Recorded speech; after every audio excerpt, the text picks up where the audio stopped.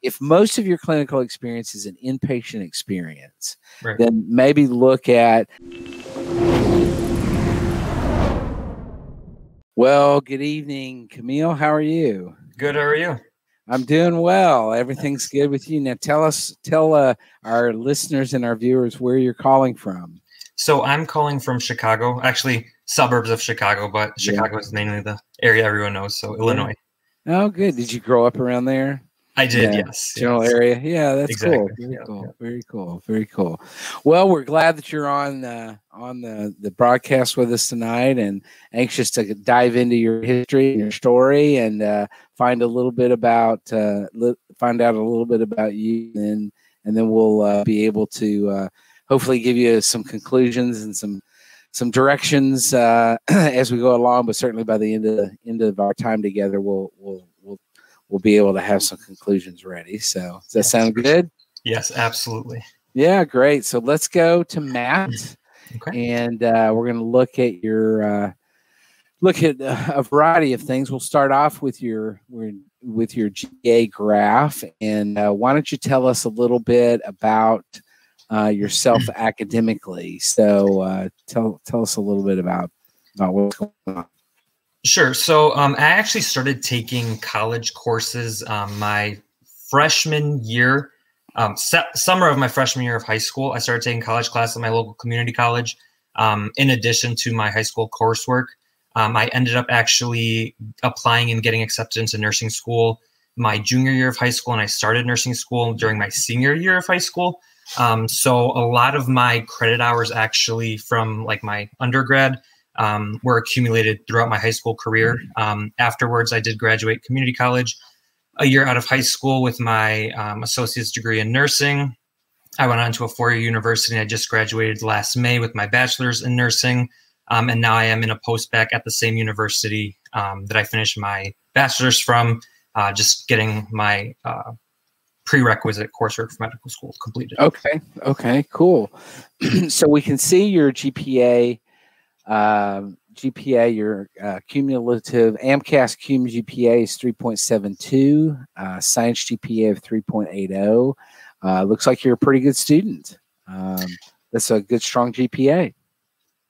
Yeah, I've been really trying. I know during nursing school, I didn't struggle, but like I see that dip. Definitely, that was through the nursing school process. But after that, I really tried to pick it up, and especially now with the post-bac, not all my courses are done, but I've been really trying to keep that solid 4.0 through all those courses for sure. Yeah, that's great. It really shows that you have got a lot of skills in the classroom, discipline, and hardworking, and so those kind of GPAs.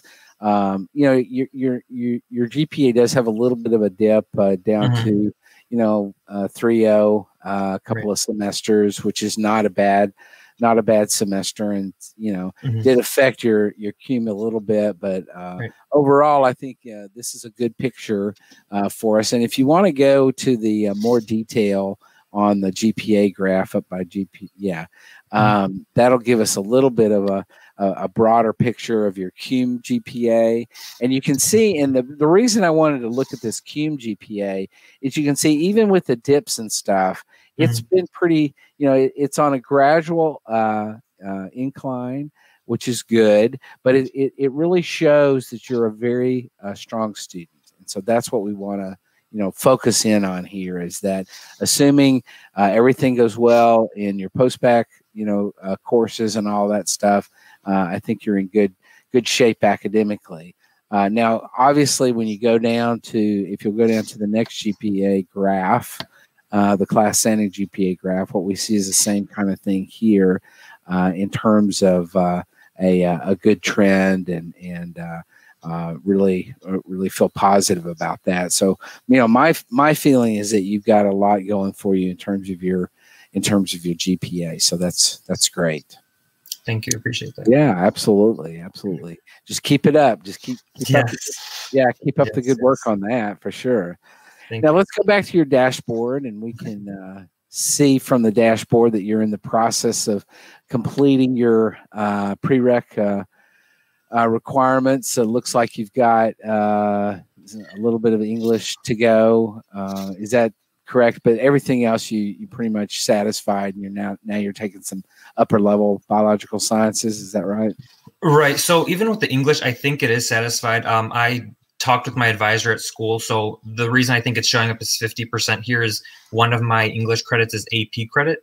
And I talked with my advisor, and she said the AP credit should be fine. It's just one semester, and then in addition to that, I have a lot of like nursing coursework and like sociology, psychology that should also cover that English credit if they're looking for an actual course for it.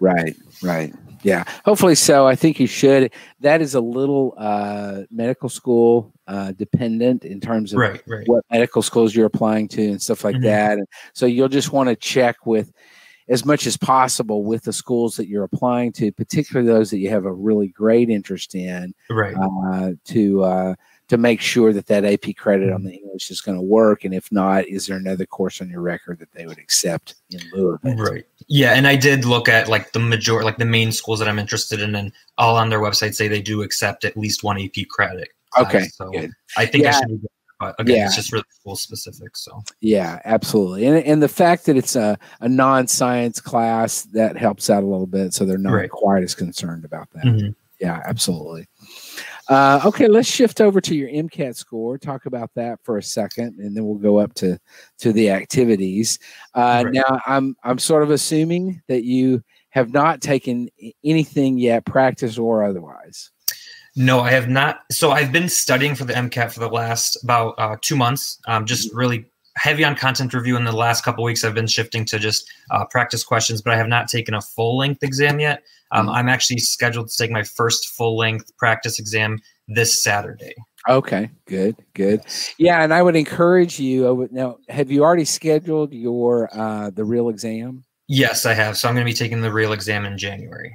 Okay, so I would suggest over the remainder of December and into January, as many practice tests as you can get under your belt, the better off you're going to be in terms of understanding the way they ask questions, as well as get your timing down and just get you used to the difficulty.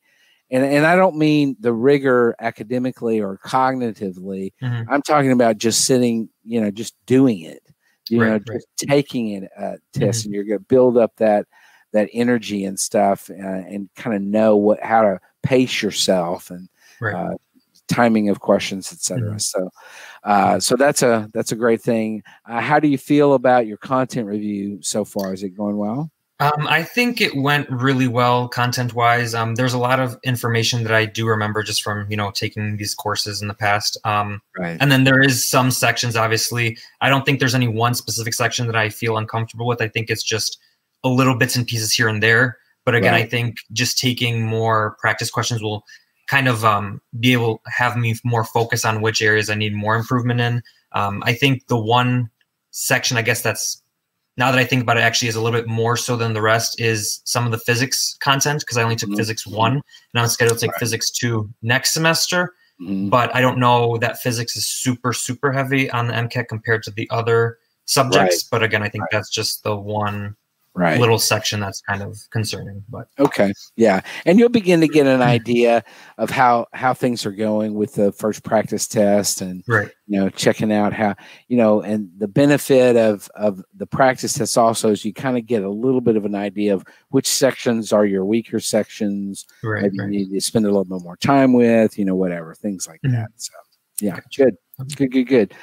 All right, let's go up to activities. And so we can see from the activity graph that you have a whopping 18,915 activity hours.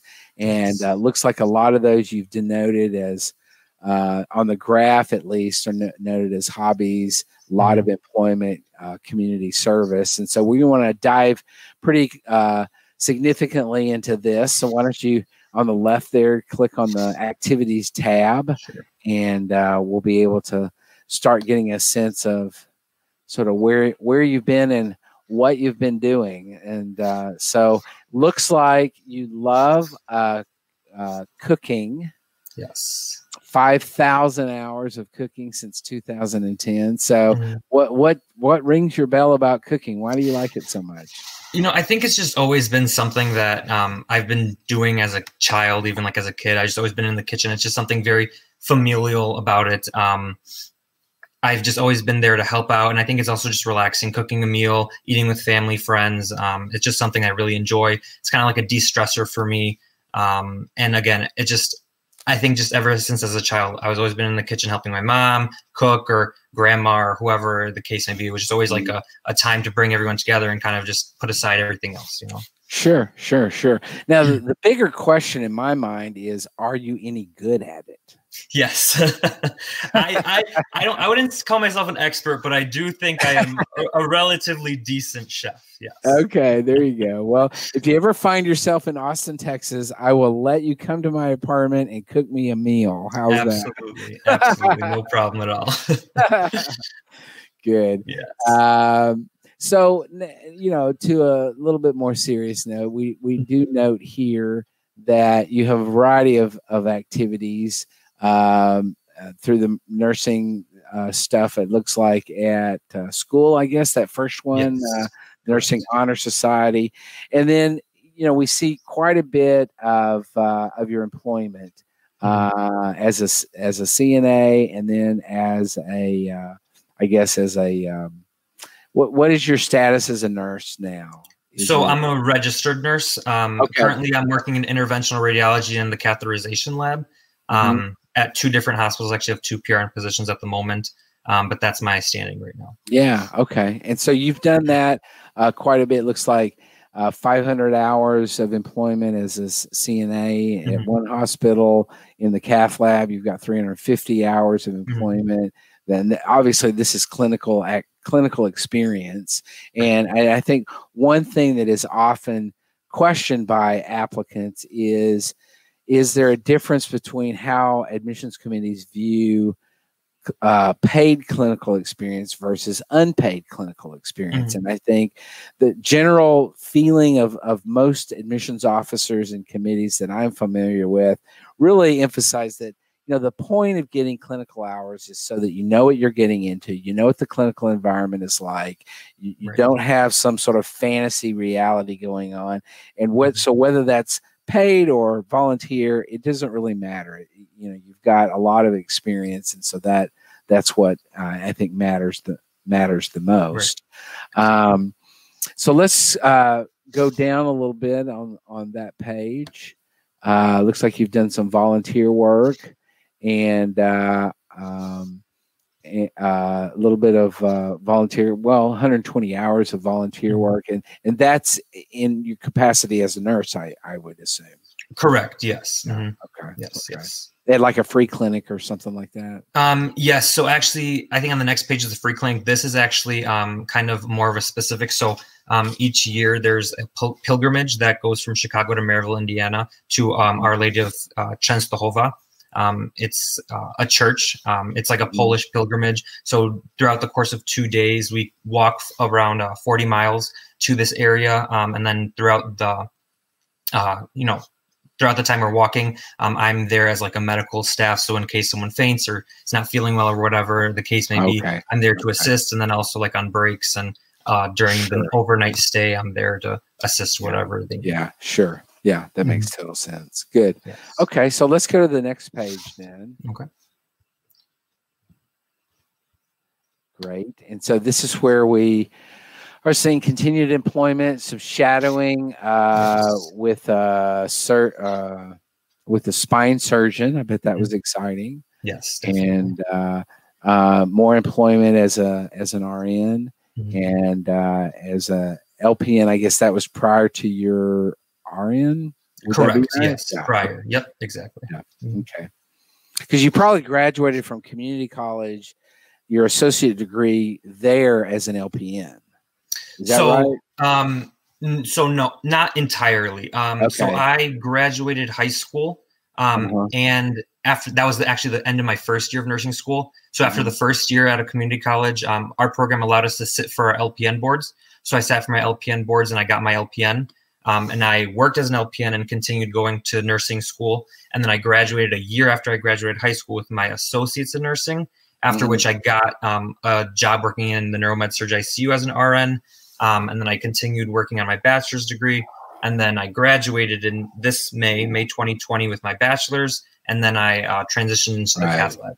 Right. Gotcha. Yep. Gotcha. Okay.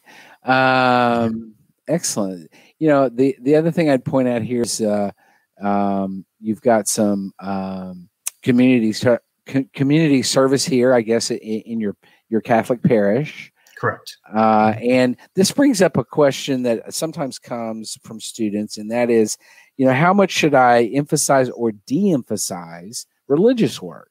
Right. And I think some applicants get a little nervous about that, or they question, you know, should I, how deeply is it okay to go into that? And I would say this goes back to telling your story and how relevant, you know, putting this on the application as community service is perfectly fine. You know, but often students in their personal statement, maybe they'll go into some details about their religious life or things that they've done, or etc.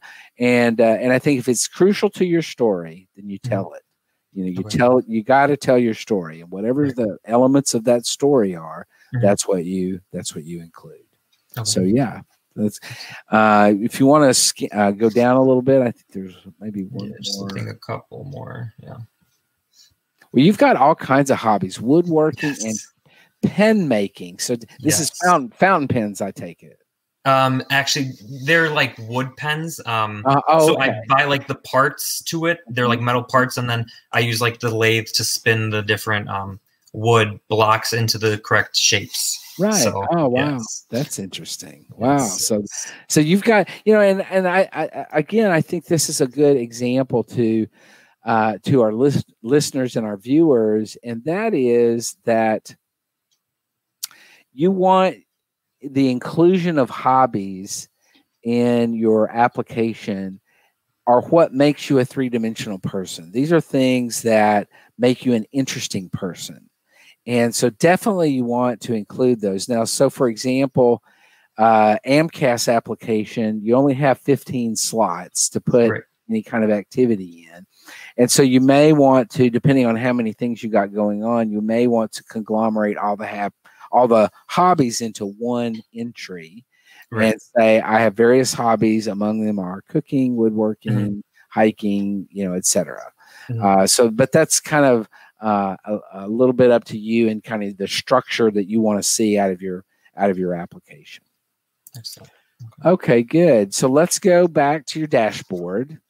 And so, you know, the message in terms of the activities, you've got a great set of activities. You clearly have lots of clinical experience. You know what's going on. You're right there in the thick of it consistently. That's really important, I think. And I don't think that you need to worry about trying to go get a whole bunch of or any non-paid clinical experience, because that somehow would look, you know, better or whatever. I think that's not, you know, you've got a lot going on between work and taking classes and studying for the MCAT. I think you got plenty going on. Yes, for sure. Yes. Oh, that's good. So Kamil, I mean, the getting down and dirty about things is that I think you know, my assumption is you want to apply next year in 2021 for the 22 entering class. And I think you're ready to apply. I mean, I think, you know, it really comes down to the MCAT and the Mcat score, and how well you've prepared for that, and what that score looks like. The benefit of taking it at the end of January is that you have another shot if you for some reason needed to retake it because you felt like your score did not reflect well what you can do. Then you have another chance to retake it even before the application process gets started. And so I definitely think you're on the right track. You've got a good timeline for everything. I think you're in good shape. Your GPA is in a very good shape. Your activities and stuff, you got a good sense of those. It sounds like you have planned this out pretty well, and so I would say definitely, at least from my perspective, you got a green light. Thank you. Excellent. 2 questions for you though. So regarding some activities, the one thing I don't have is research. I know that's like, I've been listening to Dr. Gray and you as well talk. I don't know how important or not important it is. Yeah. Again, I know that they say no, but a lot of the schools I'm looking at too, they're like, oh, well, some research is nice. And it's kind of, I'm on that border of, should I try to find something? Should I not? Again, one background for me, I'll just say out there is, definitely would be more challenging with me in working, especially now with COVID. They just want more and more hours, and I've been picking up in the ICUs as well, just with all the influx of COVID patients. Sure. Well, I would say I wouldn't worry about it, frankly. Okay. My feeling is, in terms of the things that you've got going on and the challenges that you have in terms of scheduling and stuff, that the MCAT is a much more important thing for you. At this point, doing well on the MCAT is going to be much more important than trying to go out and find some kind of research hours. And you're right. I mean, what you're going to be able to find is going to be tough to do that on a couple hours a week kind of thing. Right. So I just honestly think it would be in the grand scheme of thing, would it be beneficial? Would it be a positive? Maybe not. That sort of thing is very difficult to really know. It's certainly, I think, not going to be a negative. They're not going to say, well, he just didn't do any research, and so he's off the, Gotcha. Okay. He's out of here. So I don't think in and of itself that's going to be something to worry about too much. Okay. Gotcha. And then another question regarding shadowing physicians. So as a nurse, I work a lot with physicians, work very close, especially now in the cath lab and IR. I do have that 10 hours of actual physicians shadowing. Do you think I should go and try to ask one of my docs, being like, hey, can I shadow you in clinic? Can I shadow you anywhere else? I think if they're, yes. I mean, would that be beneficial? Maybe it'd be beneficial to you, yes, on a personal level, and it certainly would look good on the application. I don't think it's a big hole in your application, but I think, yeah, sure. And what I would try to do if I were you is look at your clinical experience. If most of your clinical experience is an inpatient experience, then maybe look at getting some outpatient shadowing down with some doctors at a local clinic or private offices. And that, I think that would be the way to go with that. It broadens you a little bit and it gives you a little bit of experience of what is it like being a doctor on the outside, out in the field. So Excellent. Perfect. Thank you. Yeah, absolutely. Any other questions tonight? I don't think so. I think you answered most of my questions. Well, I just got to hammer down on the MCAT. Yeah, I know. I know. I hear you. Tough, but keep up the good work. It looks like you're doing a great job to me, and I think you. My guess is that you got a bright future in front of you. You got a great present, and I think you got a great future in front of you as well. Thank you so much. I really appreciate it. Yeah, absolutely. It's really nice to have you tonight.